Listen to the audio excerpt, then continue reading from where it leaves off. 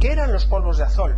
Eran unas cajas de color verde y blanco, al menos al final de su época, hace muy poquito, que se vendieron durante mucho tiempo en las farmacias, en concreto desde 1960. Eran una sustancia llamada sulfonamida, que era quizás el principal exponente de un grupo de fármacos del cual seguramente habéis oído hablar, las sulfamidas. Las sulfamidas se descubrieron casi por casualidad y han sido el primer gran grupo de sustancias antibacterianas que se han aplicado. Se descubrió esta utilidad suya hacia los años 30, con lo cual os podéis imaginar justo antes de la Segunda Guerra Mundial la gran utilidad que tuvo su descubrimiento. Precisamente en esta guerra fue utilizado para muchos soldados, también para algunos de ellos ilustres, por ejemplo el hijo de Franklin Delano Roosevelt, para el tratamiento y desinfección de las heridas, y salvó muchísimas vidas. Pero ¿cómo se descubrió?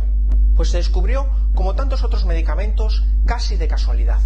Había un colorante de color rojo llamado Prontosil rubrum, y con este colorante estaban haciendo pruebas en ratones de laboratorio.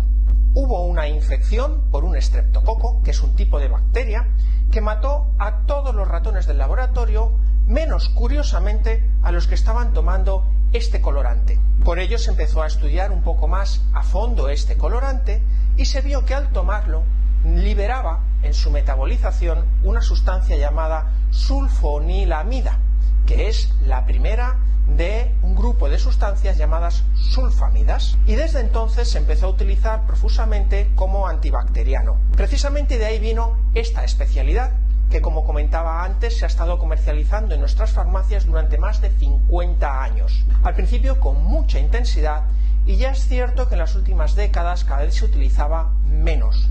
¿Por qué? Porque se utilizaba por vía tópica, generalmente con un vendaje, cuando había infecciones en la piel producido por un tipo de bacterias llamadas gram positivas, pero ocurría que a veces producía enrojecimiento, es lo que se llama eritema, también urticaria, es decir, picor y mucha descamación.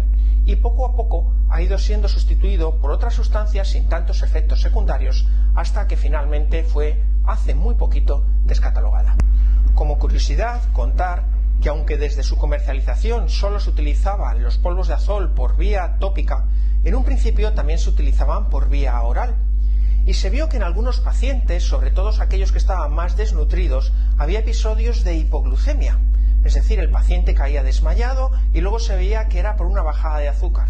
Por tanto, estos fueron también los primeros medicamentos que se utilizaron como antidiabéticos para bajar los niveles de azúcar, en concreto un derivado de estas sulfamidas llamadas sulfonilureas. Es decir, de un colorante llegamos por casualidad prácticamente a uno de los principales antibacterianos que se han utilizado, y de estos antibacterianos también prácticamente por casualidad hemos llegado al primer gran grupo de antidiabéticos que se ha utilizado en la terapia.